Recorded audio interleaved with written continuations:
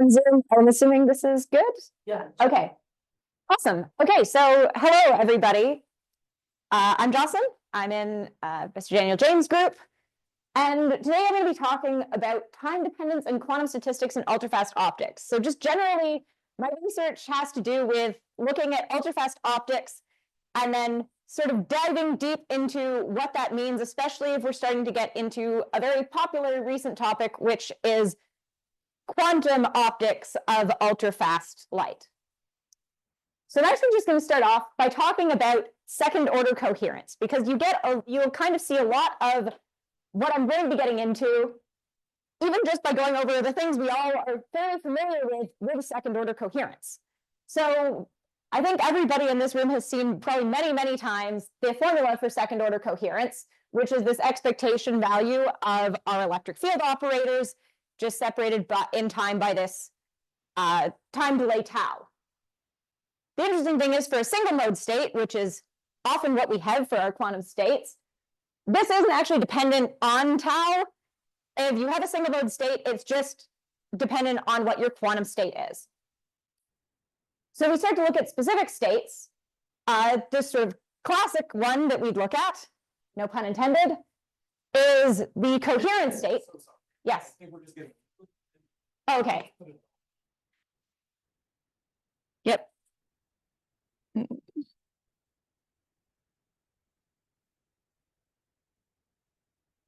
that okay? Great, thanks. Is a coherent state. And the idea with the coherent state is effectively the idea of independence between detections at our detectors. So it's saying that the detector 1 firing is just independent of detector 2 firing. So we get a G2 of 1 for both single or multi-mode states. If we start to talk about a single mode state, then the idea is that of it being a single photon is that we'd only get a click at one detector. So if we've got a single mode, we effectively have a G2 of 0 for all time because we have a single mode. But to actually talk about anti-bunching, you actually need to have a time delay. You need to have it go from some higher than 0 amount to some smaller amount at 0 time delay between the detectors, which means you can't have a single mode state, which means there's something going on in terms of time averaging, in terms of what is actually this anti-bunch state. So the key thing to remember here is that we do have to keep in mind there is some sense of time averaging, even when we're talking about something that is sort of infinite in time. The way that this sort of started out was oftentimes just looking at the difference between a thermal state and a coherent state, looking at the difference between a lamp and a laser. And so if you have a thermal state, what you're saying is that you should have more chance of getting a correlation between the detectors. So like more chance of getting no click on both or a click on both versus getting a click on one or the other in the coherent sense, where it was just totally independent of what's going on at one is going on at the other. So if you've got a single mode thermal state, you get this famous sort of G2 of 2. But if you're actually starting to go for sort of chaotic light with some kind of spectral distribution of the width of what we would generally define as the coherence time, then you start to get when the detectors are sort of the same distance from the splitter, or you have put no artificial time delay between the signals on your detectors, then you would get this G2 of 2, but the more of a response time you add on, the more of a time you add on between your detections, the smaller you should actually start to get. The smaller of a G2 until it becomes sort of similar to it being independent like it is for the coherent state, and you sort of lose your coherence. The interesting thing here is that, again, we're not really dependent on time because we had to do time averaging. We had to talk about what is the actual time of it arriving at the detectors. And so this is where we get into what sort of starts to get strange, which is this idea of superbunching. So as you can see, there's two very recent papers. These are just some examples of some very recent papers of this big topic right now, which is doing high harmonic generation with quantum light. So, or looking at how high harmonic generation could be quantum optical. So, for example, there is the first paper was showing that by using a bright squeeze state, which is supposedly super bunched, meaning it has a G2 greater than 2, that could produce a higher intensities for sort of a lower average intensity in some sense. So it's the idea is that you could potentially use higher intensity light to generate high harmonics without actually destroying a sample. The second one was trying to show that a single harmonic that's generated with high harmonic generation is super bunched and is therefore quantum optical. Because this is sort of, and the reason why it's sort of argued that super bunching means that it's quantum optical is because it's associated with being squeezed, in that if you plug in a squeeze state into your G2, you can get a G2 that is greater than 2. And also, it's something that we don't necessarily understand as well, that it's not thermal or coherent. Something else has to be going on. But the other thing you'll notice is that the G2, again, has no tau. Typically, when you see all of these super bunched, you just see G2 with no parameter. Because of the fact that when we're talking about super bunching, we're pretty much always talking about pulses. And what a G2 actually means for pulses is a little bit strange and a little bit different than what the G2 was when we were talking about these stationary sources where it was originally derived. So now I'll get through what I'm going to be going over in my talk, which is I need to go back to how we actually detect light, because that is fundamentally how we have to define our G2. And then talking about, well, what does it mean when we start to talk about ultra-short pulses? How do we actually talk about the quantum state of an ultra-short pulse, which is typically a good way of doing that is a temporal mode. From there, we'll see that correlations in photon numbers do have to be thought of as rates. They are not just a photon number, it is a photon number in whatever time we are measuring. And then finally, the idea of this talk is basically to show that super bunching can be derived from just assuming this deterministic time windowing from our ultra-short pulses. And then I'll end off with just where can we go from that? So let's just think about a detection process. If we don't want to deal with higher order correlations, we have to consider some effectively single atom detector. So this could be something like just anything that can only click once. This could be something like a single atom, or even something like an avalanche photodiode, something where we don't have to consider these higher order correlations, because we want to just start by dealing with first order correlations here. So in that case, what we'd have is some light which has a density matrix rho, and we'd be looking at the probability of this being excited in time, which is just our expectation of the electric field due to that density matrix. At some time, it gets excited with this probability. And then we'll have some time for things to happen in the detector. Maybe this is for waiting for it to decay or waiting for the avalanche to happen. But there's some time where we can't be excited because it's excited, but we'll register that, yeah, something happened, we detected light. Light happened. And then eventually it will return to, it will reset, and we start the process all over again, but now having registered that light was there. If we're at a very high intensity, then we're sort of limited by the reset of our detector. You know, if we've just got a lot of light coming into an avalanche photodiode, then it's going to, avalanche, reset, and immediately just avalanche again. In which case, we're not really getting any much information about our light. We're getting just all of our rates are dependent on just our detector. So if we really want to look at what is the sort of state of the light and the correlations in light, we do need to assume that we're at sort of a low enough intensity that we can have these periods of time between the detector resetting where we don't get any light. So we're effectively at a low enough probability that would be something like avalanche, reset, some time of light being there, and then avalanche again, some time. So if we really want to measure correlations, keep in mind that we have to be in this regime of our intensity to our detector sort of reset time. In this case, what we're looking at is an intensity in terms of photons per time. What we can show, what you can show, and has been shown in a lot of things in a lot of different ways, is that the intensity of what we think of in time is proportional to this first order correlation function, which is our expectation of the electric field due to that density matrix. And this is what we normally see if we're just looking at, if we're just looking at what is the signal from a photodetector. We have, maybe we have like 1,000 photons a second. Well, that is, in fact, that is an intensity. We have, to have like 2 photons, that's got to be happening over some clicks, which do happen still in time.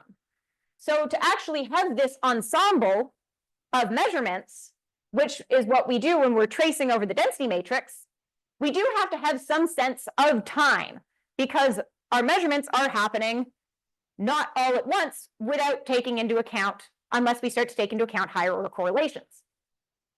So inherently, intensity, if we're talking about it in terms of photons, is in photons per time.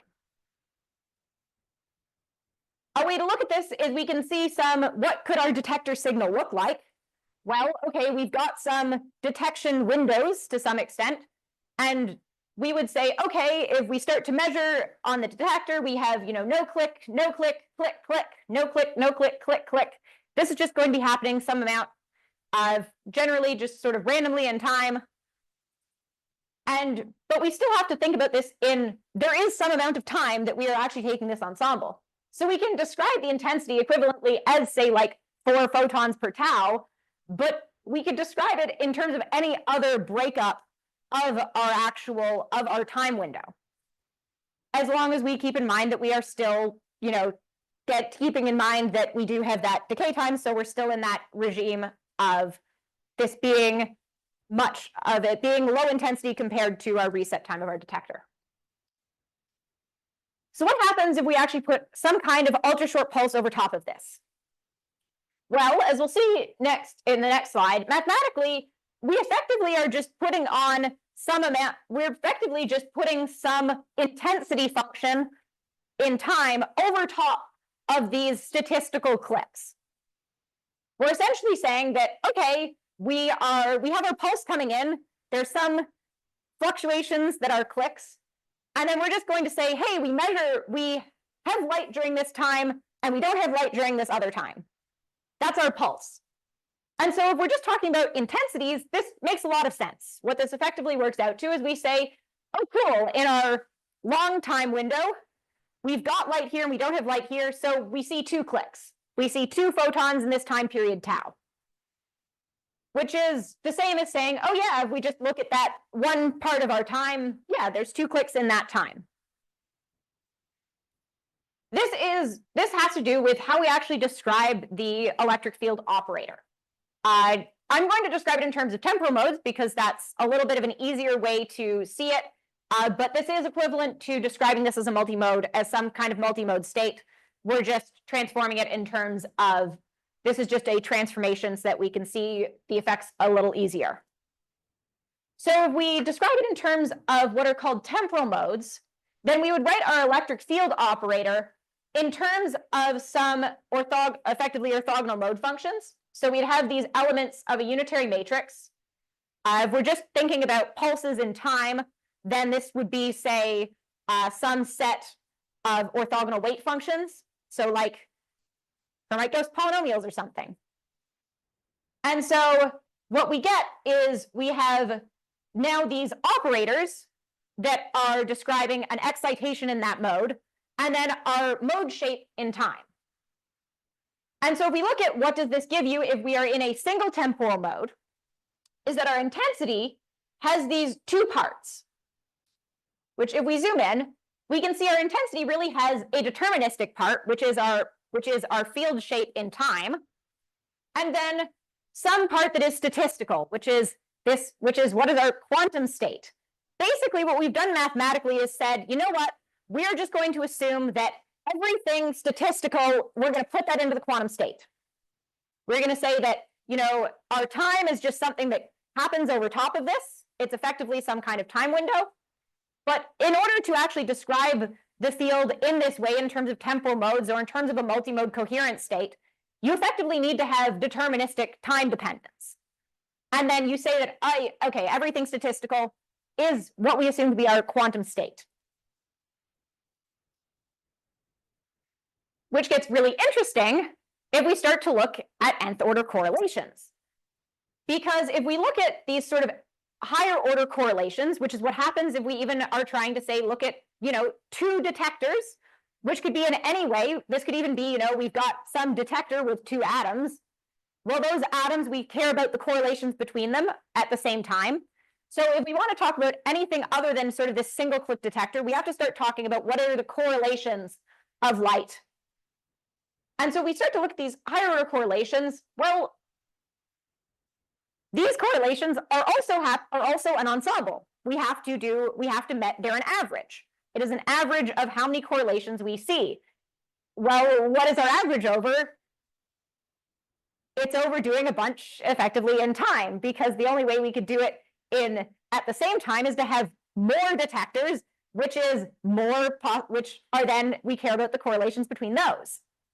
So we're really trying to look at just isolating these what is our correlations. We really have to look at these sort of coincidences per time. So and this will become clearer maybe if we look at what is sort of our detector signals. Well, we have two detectors. This could be two atoms or, a beam splitter and two photodiodes, as we were showing with that right at the beginning. Well, then we'd look at, okay, there's clicks happening on detector 1, there's clicks happening on detector 2, and we have to somehow associate clicks with each other. If we are talking about sort of the original ways this was done with something like a Hanbury-Brown twist interferometer with light from a lamp or a laser, well, this would be what's called the response time of the detector. It's how much time are we looking around one click to say that other click is actually correlated with the other. It is what are we actually considering to be these sort of inherent time windows for our ensemble averaging. So we really do need to have this sort of response time. We need to have some sense of time, even if we're just talking about doing this ensemble over these different coincidences.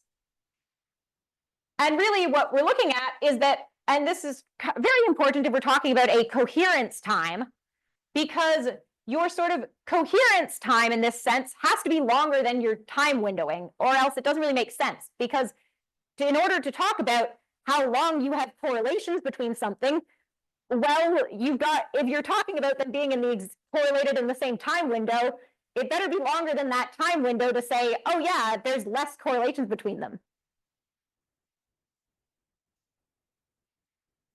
So again, and this is this kind of interesting part, is that this is just a rate of coincidences in time. Like what we saw before with a single detector, we had a rate of sort of photons per time. Well, we're now actually just saying we've got a rate of coincidences per time. So we could say that this is, 2 coincidences per tau, or we could say, on average, this is 0.2 coincidences per 1/10 of tau. We can talk about any sort of time windowing we want, but it is effectively just on the order of per time still. And where this becomes very interesting is if we now talk about the coherence function. So correlations, we're pretty set on correlations. We can just put some time windowing over top of it with our deterministic time window when we're doing ultrashort pulses. Okay, but now let's say we're doing this nth order coherence function. We generally, to understand what's happening, we usually want to actually look at these coherence functions. That's where we really see the difference between something like a thermal state and a coherent state, is by looking at coherence, where we've now normalized it by some kind of intensity.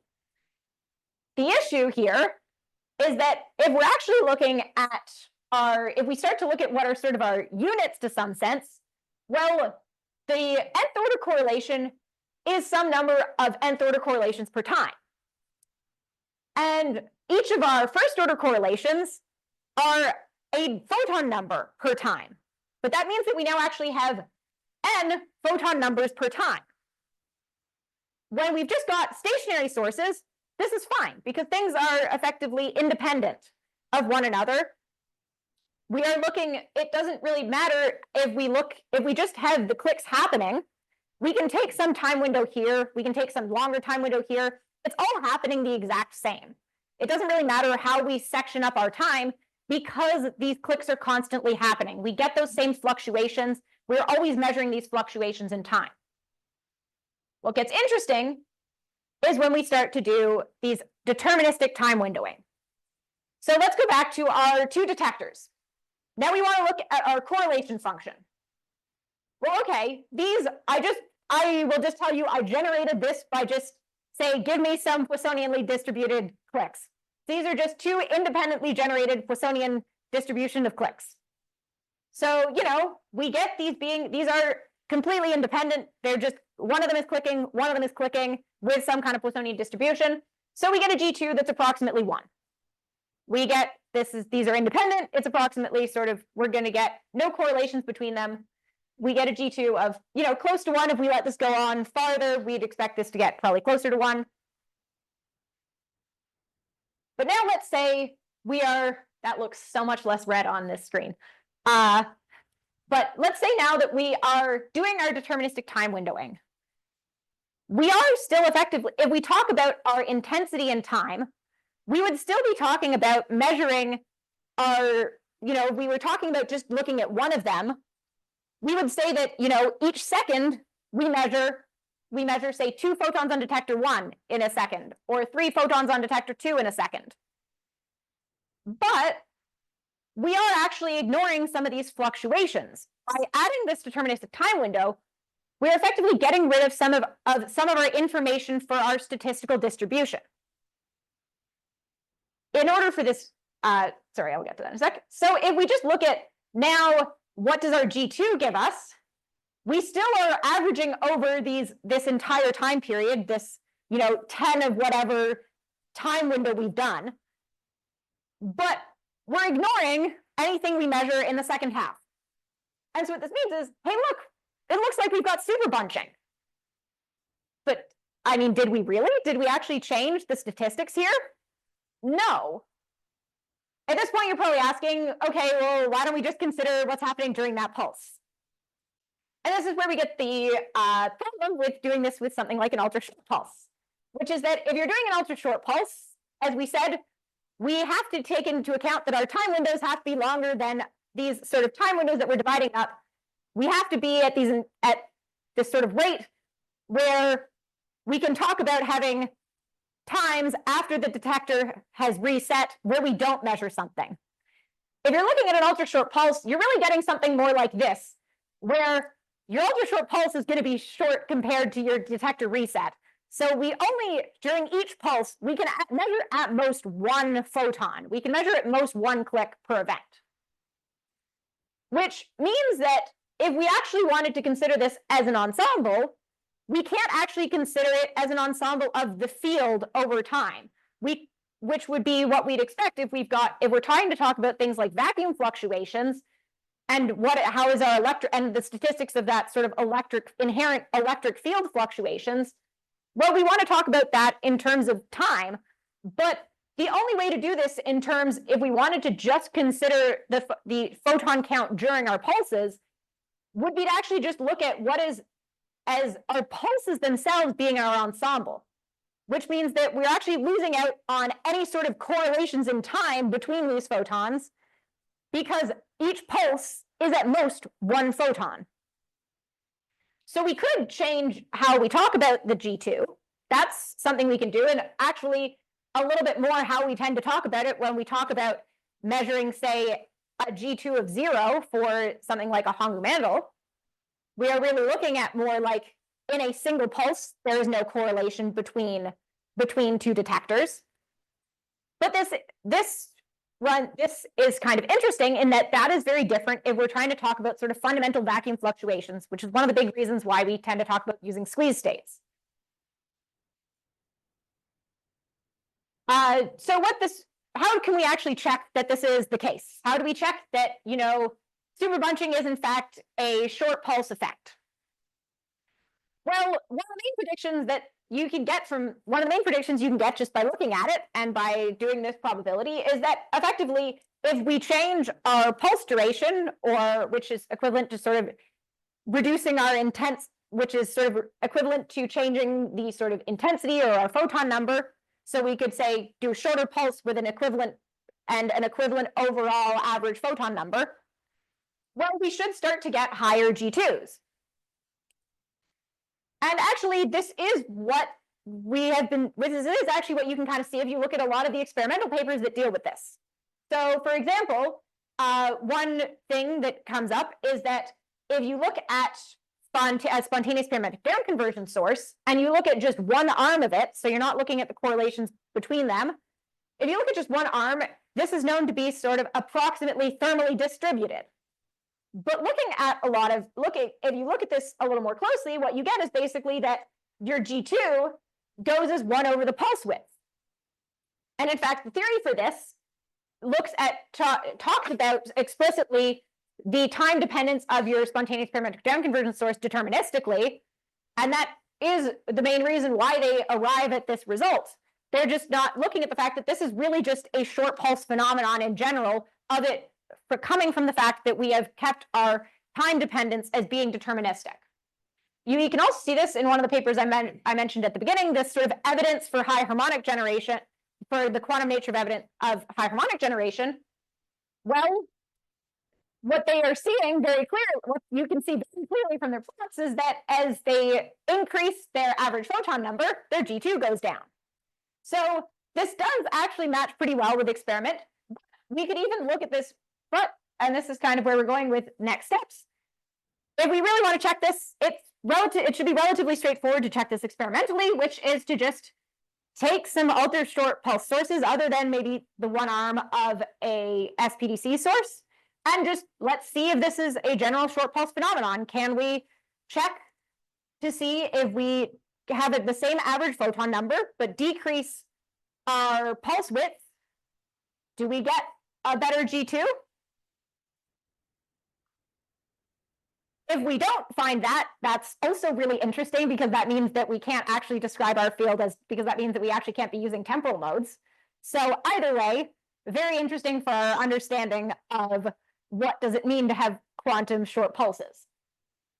Assuming that this is the case, as there is this other evidence for it, then what can we go from there? Well, some of these papers are showing that, using this bright squeezed vacuum should be able to lead to improvements in high harmonic generation. But if the sort of quantum nature of the bright squeezed vacuum is more due to the fact that it is short pulse, really what we're probably doing to improve the high harmonic generation from this is just reducing these fluctuations. So this opens up the door to looking at other ways we could potentially reduce fluctuations that are maybe potentially easier than trying to use bright squeezed vacuum. This basically takes away the limitation that it has to be quantum in nature and just puts the onus on being a little more stable. This also leads into the fact of what is an averaging rate in quantum optics. This means that we actually do really need to look at time in our ensemble, which is a very interesting thing in terms of, because we right now mostly just see our stationary sources where we can just take these averages, talking about these things as not occurring in time, but rather occurring in instances of a measurement. And the interesting thing with that is basically to look at what does this mean for something like the standard quantum limit, where we're talking about these sort of vacuum fluctuations of a stationary field. Well, if we see this super bunching, which is usually talked about as this sort of squeezing effect, and squeezing is supposed to be, improve these quantum measurements, well, is there anything we can do with adding some deterministic time dependence to give us these improvements in our measurements? So yes, this is just the conclusion of my argument. I hope you have some agreement with me that super bunching is a short pulse effect, or else we fundamentally don't understand how to describe a time dependence of quantum states. And hopefully this was interesting for everybody. Thank you so much for listening.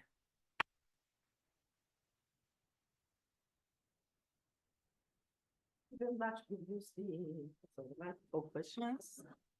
Other questions? Yeah.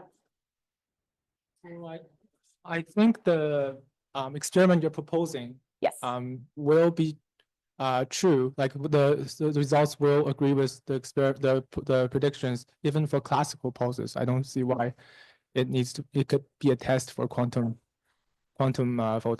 states of light. Well, no, that's what I'm saying is I'm saying that if we test this, then we know that these arguments of it being, of this super bunching being an indication of quantumness is that it's not actually an indication of quantumness. Oh, so okay. So yeah, it doesn't have to be always an indication of quantumness, right? But this super bunching. Wait, super bunching has never been always a prediction of quantumness. Like G2 greater than 2 can happen in many different circumstances, even like the Hambry-Brown twist experiment, where the measurements are actually done with classical light and not photons. Yes. Well, it's being used in a lot of instances as an argument of it being actually of it being an indication of quantumness. So and I mean, there's also that sort of thing of, well, how do we tell whether these states are quantum then? I think a G2 less than 0, less than 1 Well, is so that's pretty indicative. I mean, that's the whole point, is that's the different type of quantumness. So if you're talking about anti-bunching, first off, there is that kind of interesting thing of the fact that it's not so real. If you're doing this with short pulses, then it's less related to this. Then you actually then to get this sort of correlations, you're looking at correlations per pulse, which does actually have some interesting indications for how we relate that again to the vacuum fluctuations, since you're only looking at pulse to pulse correlations. But also, if we're talking about squeezing, we're not looking at this as a G2 less than 0. We're talking, the indication of squeezing is generally super bunching, because the squeeze state will generally have a lot of these squeeze states will have a G2 greater than 2 rather than G2 less than 0. Okay, yeah, I don't remember what makes squeeze light quantum.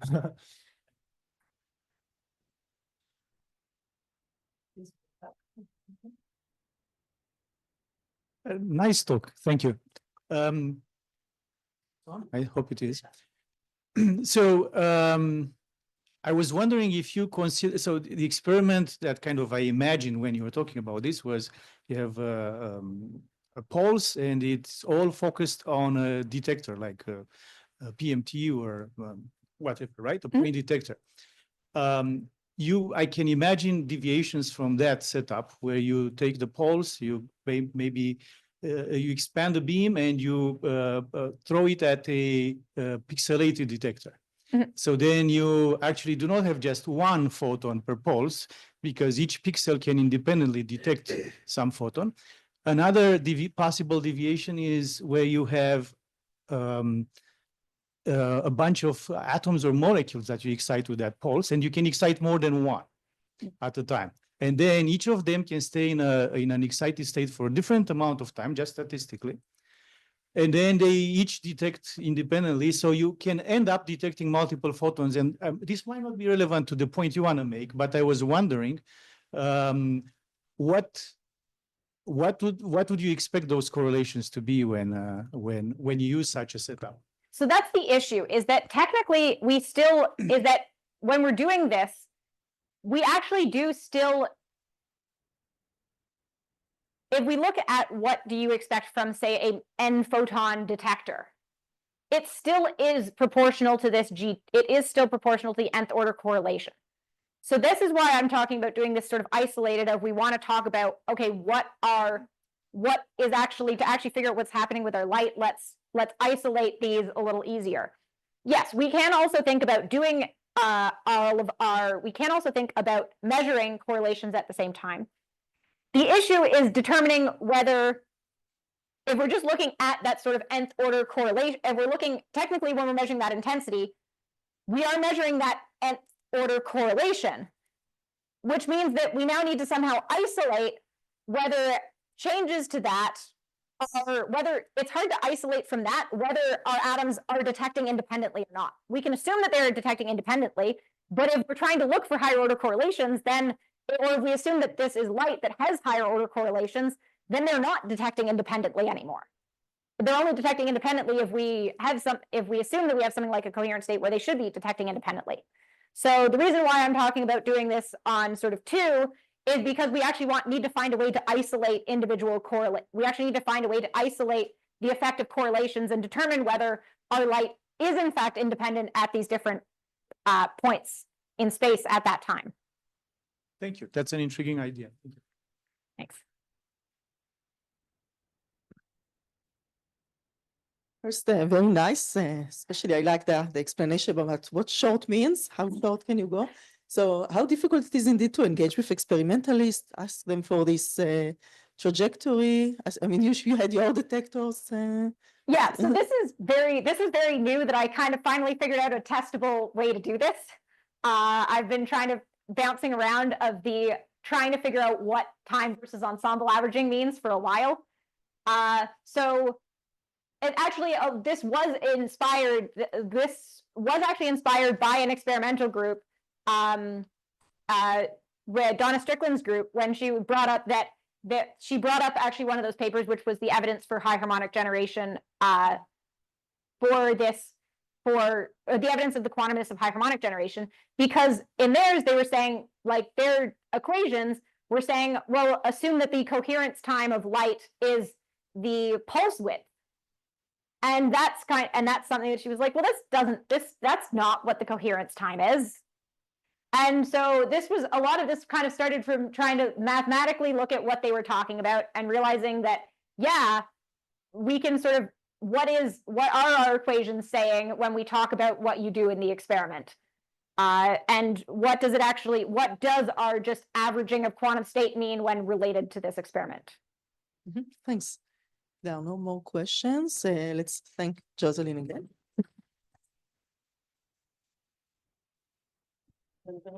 Thank you so much. So